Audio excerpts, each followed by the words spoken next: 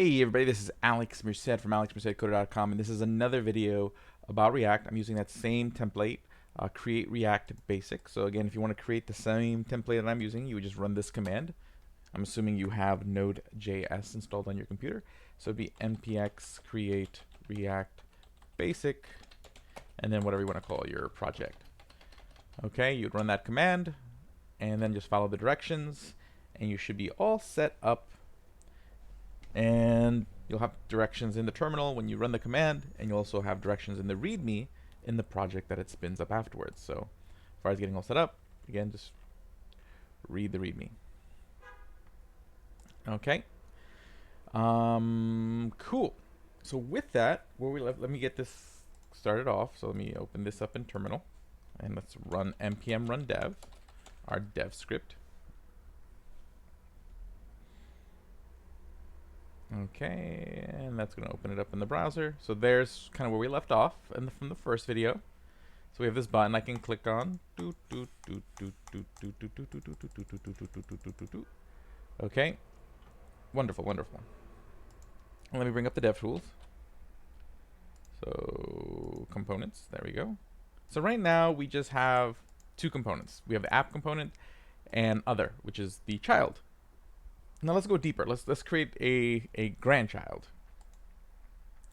So let's go over here to source components and new file gchild.jsx. Okay, and I'm just gonna copy. Let's copy app. Less code. Okay, gchild. Okay, so grandchild. We're going to call this a grandchild. It's going to be the name of the component. Cool.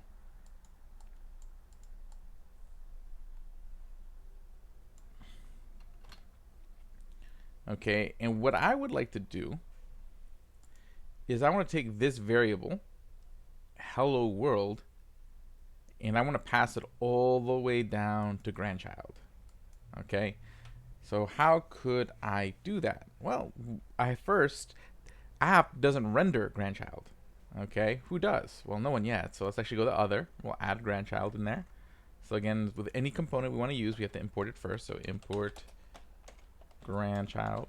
Okay, and the reason why I'm destructuring, so that means I'm using the curly brackets around the name, is because I'm using, the way I'm exporting is just with export. When you use export by itself, okay, then what it does, it takes that variable by its name and creates an object of all the things that I exported. Okay, so then I'm destructuring from that object grandchild. Okay, so in that case, if I want to do it that way, then I'd have to do it like this. So it'd be like ./gchild. Okay, I'm importing grandchild from gchild. Okay, so it's complaining about it because there's nothing there.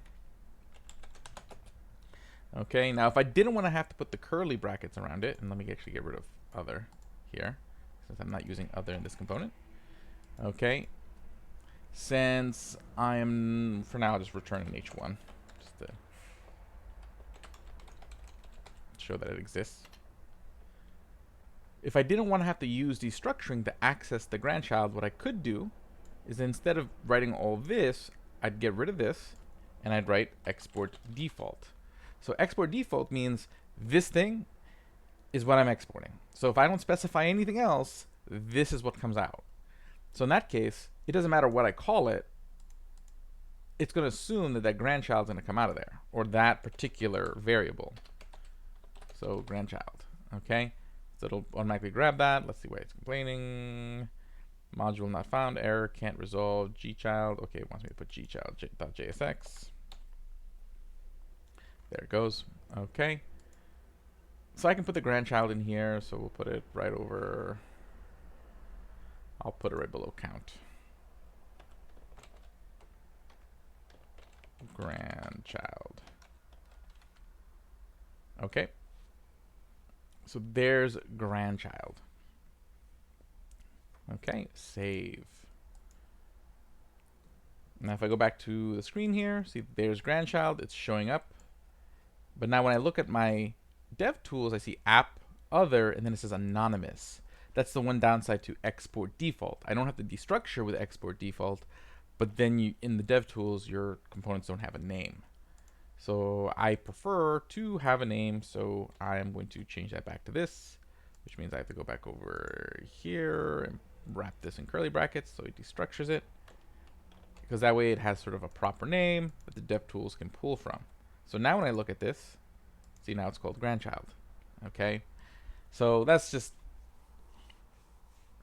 one thing to keep in mind. That makes life a little easier. Okay, so now we want to get that hello variable. So you don't see it here because it's not state or props, but we want to get that hello variable from app to grandchild. Okay, and see, there's no way for me to directly, because I can't pass a prop to grandchild because grandchild is not rendered in app, and there's really no other way to pass it down. So in that case, I'm going to go all the way back to app. So let's go back to app. I'm going to pass hello to other. So I'm going to say this hello prop is going to equal the hello variable. Okay, so basically this syntax here is just saying that, hey, we're going to have a prop called hello, and I'm passing in the value of this expression. And the value of this expression is just a variable. So what's the value of the hello variable? Hello world. So I'm saying hello equals hello world. This is, I'm pulling it from this variable. Okay, that's the cool thing about the curly brackets. You can pass in any valid JavaScript expression down to the next component. And now in other really doesn't need to use hello. The only reason I'm passing it to other is because I want to pass it to grandchild. So down here where grandchild is rendered, then I have to go pass it to grandchild. So then hello equals, but in this case it's going to be props.hello, because hello exists in props for this particular component. So again, you always have to think about how does the data look like in this component. Okay, it's not always going to have the same exact name as it did in the previous component. What it's called here is whatever I pass it down as in app. So I called it hello, but it's going to be part of props inside other. So now grandchild, once again, is going to have it in props, and it's going to be hello again. So instead of saying grandchild, we'll just say props.hello. Okay, neat. Okay, and then that, we should see hello world instead of grandchild. There it is. So that's what's referred to as prop drilling. Okay, the idea is that to pass information several layers down the component chain, you gotta pass props, pass props, pass props, pass props. This is where the create context hooks comes in to make life easier. Okay, because it would be nice if I didn't have to go pass it to other, because the only reason that particular variable is hanging out in other is just so I can pass it down to grandchild. That's one, not really memory efficient, and two, just a lot of extra typing. So what we can do is we can use this create context feature. The way this works is you have to first create a thing called a context. Okay, so it's just a variable, it's not created inside of a component. So I would say const my context equals, and you can call it whatever you want, React dot create context. Okay, and this context has no value in the beginning. It's just, I'm just creating this thing so I can use it. Now what happens when you create this context, it creates a component, and that component is going to be used to deliver information to the rest of our components below app. So what I'm going to do is these fragments, I'm going to replace these fragments with that component. So it'd be my context dot provider. My context dot provider is the component that gets created. There's two, a provider and a consumer, although we won't use the consumer for this particular style. You would use it if you were using class components. So what the provider does, it can provide a value. So what I'm going to provide is an object with a property called hello. And it's just, and since I'm only putting in the variable, whenever you plop a variable in the middle of an object, it's going to automatically assume that the variable name is the key and the variable's value is the value. So this way I don't have to type in hello equals hello world, because it's assumed, because the variable's hello and its value is hello world. So I'm passing down this object with hello in it. Cool. So now this provider provides it to the entire component tree. So any app, any children of app, grandchildren of app, great-grandchildren of app now have access to whatever value the provider is providing. Okay, cool. So now all I have to do, okay, is I also just want to export my context because I need to refer to it later. So I'm going to just throw this in as a named export like that. Because now we're going to go to grandchild, and I'm going to import that context. So I'm going to import my context from ./app.jsx. Okay, and that brings in the context. I just need to have it around. So now for me to pull that variable right here in grandchild, okay, all I have to do is do const, give the variable name. So we'll say hello, or we'll just say my context equals, and then we're going to use the hook useContext, and I pass in my context. Actually, I don't want to do that because it's going to override the variable name my context. So let's just do this. We'll just say context. Okay, so context equals react.useContext my context. So what this does is that when I pass my context in there, it's going to pick up that it's the particular context I created back in app because I brought in that variable. So it's going to grab the value that the provider has. So it looks for the my context provider in the component chain, grabs the value and returns it. So now that object is here. And again, so now I can just switch this out with context.hello. So I'm no longer grabbing that data from props. I didn't have to pass it through 2 layers of props. I'm able to just pass it through context. And it should still say hello world. Okay, and we see the context provider now in the component chain.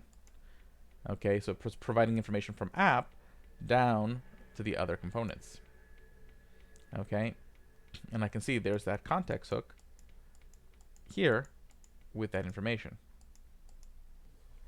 Okay, so that's cool. Okay, so I didn't have to pass in all those props down the chain. So in that case, now I can clean this up and be like, okay, I don't need this anymore. And in other, I don't need this anymore. So that cleans up my code significantly. So think of context as like an elevator. So instead of having to go down like stairs, where you have to kind of go down each floor one by one, you can use the elevator, and the elevator allows you to skip from floor A to floor Z, and move information in a much quicker way. So that's the beauty of the context hook. Okay, it acts like an elevator for your information in the component chain. Okay, cool. One other thing I'd like to talk about is there's a prop that's automatically put inside any component. Okay, it's called children. Okay, so let's go back to grandchild. Okay, now in grandchild, what I want to do is that I'm going to make this, wrap this in a fragment. So let's put a fragment here.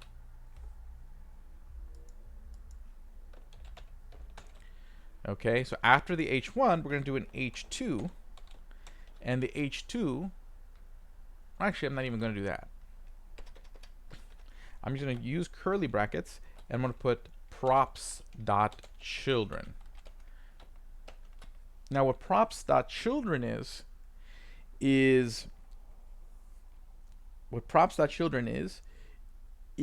any children of the component in the template will end up showing up here. Okay, so for example, so right now we don't have any children, but let me go back to other. That's where we rendered grandchild. And notice how grandchild, instead of rendering it as a self-closing component, I created it as a component with an opening and a closing tag. Anything in between those tags is considered children.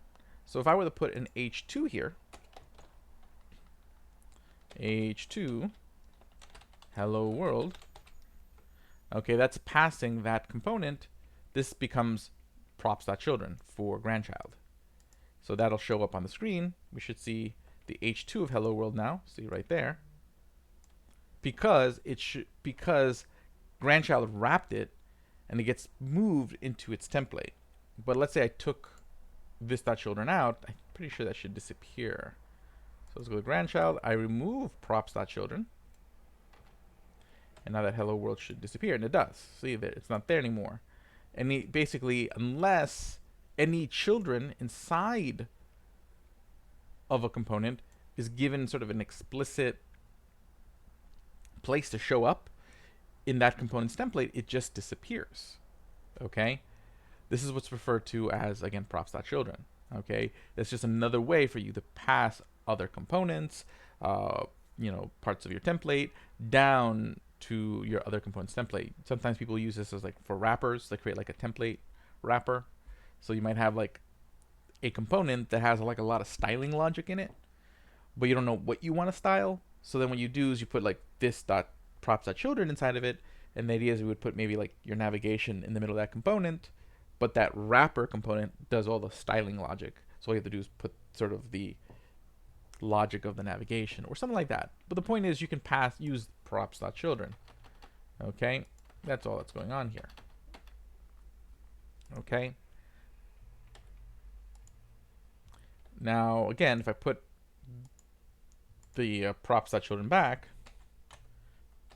then that little hello world comes back because we have a place to show it in the template. So just another cool sort of React feature.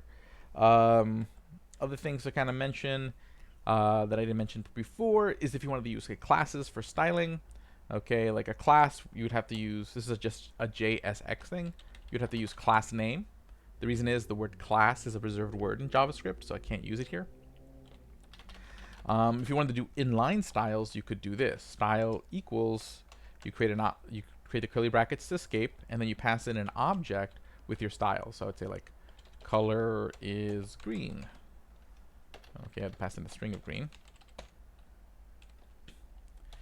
Okay, background, and basically anything that would be like to a hyphenated CSS property becomes camel case. So it'd be like background color is, we'll say, pink. Okay, and let's see how that looks. And see, there's the hello world styled. Okay, so you could do inline styling. So that's probably like the most encapsulated way of doing it. If you really wanted to keep your style strictly in one, you could create a separate CSS. Since we're using like Webpack, you could create a separate CSS file for each component and then just import that CSS file. That is an option. But sometimes it's easier to have less files. So you can just like put your styles in your code, but it could get cluttered. So, it's all about personal preference.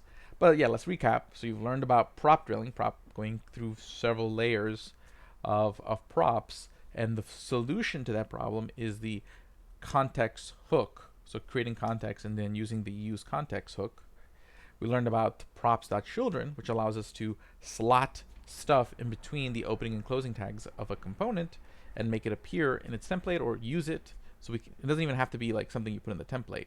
Like I could just use it as a value. So I could do something like, let's get rid of props.children here. Let me do this. So I'll just sit there and say, okay, console.log props.children. And then we'll go back to other. And then props.children will be, let's just say, the number 55. Okay. And now if I go over here, so you have children 55. It's a string, but then I can pull that in, turn it into a number, maybe use it as a way to calculate certain things. I don't have to use it as a physical visual element. I can use it as a way to determine other factors that affect how the other component gets rendered. You can be creative in how you use it. But that's what props.children does. Okay, and we've talked about inline styles. Okay, and I think that's pretty good for a video. I'll see you guys later on. Have a great day and enjoy.